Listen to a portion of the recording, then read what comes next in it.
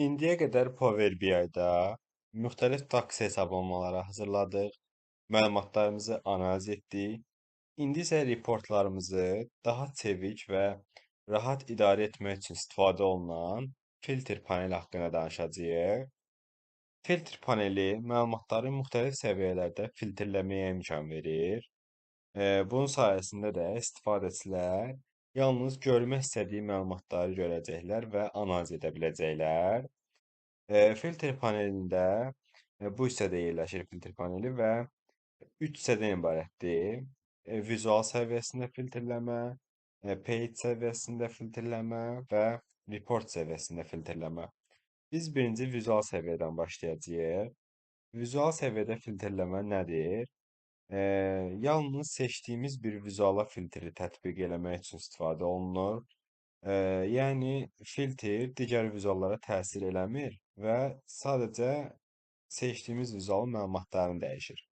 Məsələn, bizim səhifəmizdə bir kart vizualı var. Burada total sales göstərir.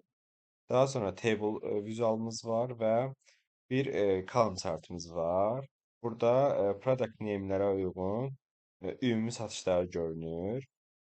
Və column chartı seçirəm və bu filtr panelində biz on this visual, yəni vizual səviyyədə filtrlənmə hissəsinə baxırıq. Burada bizim iki dənə sütunumuz görünür. İstəsək bura əlavə eləyə bilərik. Məsələn, kateqoriyanı əlavə eləyib ona uyğun filtrləyə bilərik və yaxud da silib sadəcə product name-ə görə filtr eləyə bilərik. Burada biz birinci basic-dən başlayaq. Basic ən sadə filtrləmədir. Gördüyünüz kimi bu hissədə basic-də dəyərlər siyahı şəklində göstərilir və istədiyimizi seçərək bu hissədə göstərə bilərik. Və ya single selection seçərək sadəcə bir seçimi seçə biləcəyimizi göstərir bizə. Yəni məhdudiyyət qoyur. Birdən çox seçə bilmərik. İndi isə növbəti advanced filtringə keçirik və bu filtrləmə zamanı gördüyünüz kimi digər vizuallar təsirlənmədi, yəni olduğu kimi qaldı. Məsələn, indi advanced filtering nədir? Burada bizə müxtəlif şərtlər yazmağa imkan verir. Bizim product name sütunumuz mətn tipli bir sütundur deyə bizdə şərtlərdə məsələn hansı hərflə başlayır, hansı hərflərlə başlayır və ya hansılarla başlamır, içərisində nə ola bilər, nə olmaz, boşdurmu, doludurmu və sair bu kimi şərtlər var. Məsələn, contains yazıram və bura məsələn belə bir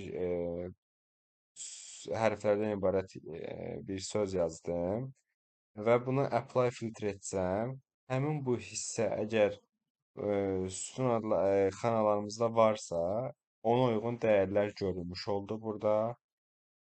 Və and or funksiyalarından istifadə eləyib yenidən bir şey yaza bilərəm. Məsələn, start with yazıram və belə bir şey yazım. Filtr etsəm, gördüyünüz kimi hər iki şərtə uyğun bizdə dəyərlər göründü. Daha sonra isə buradan biz clear filtr edə bilərik və yenidən gördüyünüz kimi burada etdiyimiz dəyişikliklər digər vizuallara təsir etmədi. Çünki biz bunu vizual səviyyədə eləmişik. Sadəcə bu vizuala xasdır bu filtrlər. İndi buradan sıfırlayaq. Daha sonra digər filtr tipimiz olan top-enə keçid eləyək. Top-en ən yüksək və ən aşağı nəticələri göstərməyə imkan verir. Məsələn, bura 5 yazıram. Burada da bir dəyər sütunu seçirəm. Total sayısı seçim və apply filtr etsəm, burada yazdığımız dəyərə əsasən, yəni 5 dənə bizdə dəyər göstərir və ən yüksək dəyərlər olur bunlar. Bu şəkildə. Bunlar ən çox satış edənlərdir. Biz buradan gəlib top əvəzi bottom seçsək və apply filtr etsək, bu zaman ən az satış edənlər görünəcək. Yəni top ən çox, bottom isə ən az olan dəyərləri göstərir.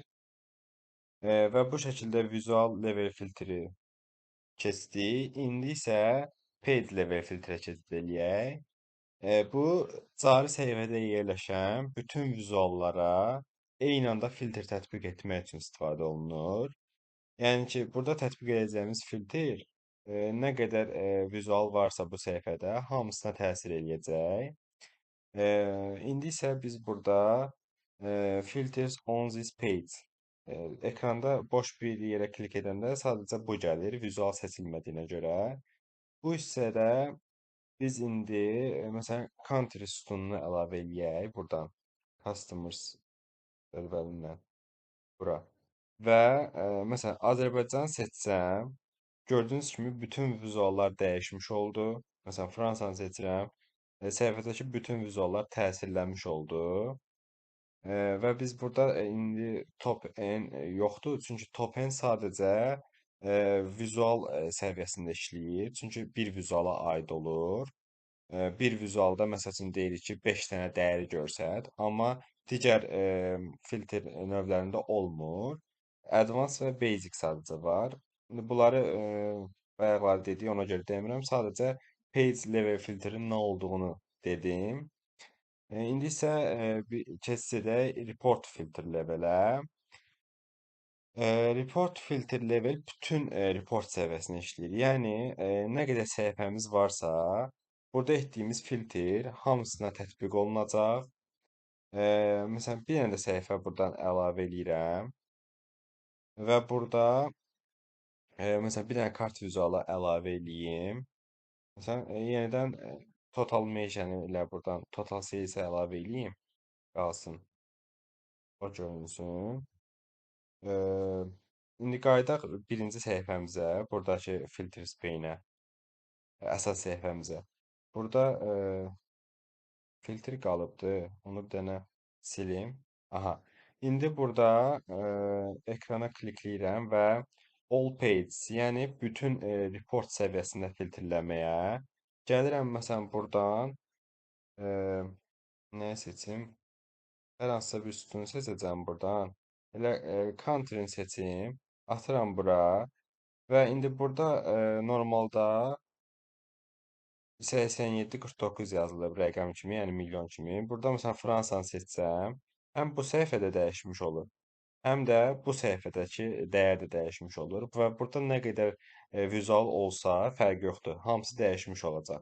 Bizim POB faylımızda nə qədər səhifə varsa, report səviyyəsini seçmişiksə, yəni burada all page, bütün səhifələrdəki, bütün vizuallardakı dəyərlər dəyişmiş olacaq. Bu şəkildə bunların fərqlərini gördük və burada bir də belə bir şey var. Bunu kilitləyə bilərik biz filtri. Yəni filtri kilitləsək, artıq bu filtr dəyişmək olmayacaq. Və buradakı hide filtrdə nədir? Bunu etsək, yəni nə filtr qoyduğumuz görünməyəcək, sadəcə filtr arxa planda işləyəcək. Və ümumilikdə biz filtr panel nədir və filtr panelin növləri haqqında danışdıq və ümumi şəkildə göstərdik.